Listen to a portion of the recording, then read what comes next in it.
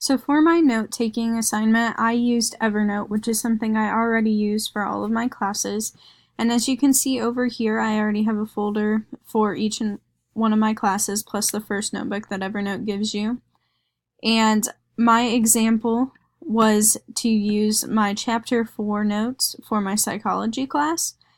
And this week, we were covering human development. And so I saw in one specific portion of my notes that I had mentioned this hormone, which I wasn't quite sure about. So I looked it up online and I incorporated an article down here and in the tags up at the top here, right here. I incorporated a tag and then a list to the article here. And here you can see in the article that I incorporated with Evernote that I included a screenshot of the portion that I highlighted and used, just so you didn't have to see the whole article.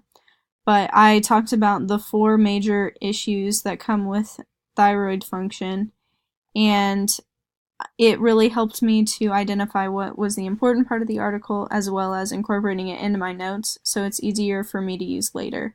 Because this is mainly the only portion of the article that I needed, being able to take a PDF version of just that portion through Evernote made it a lot easier to reference back to it later.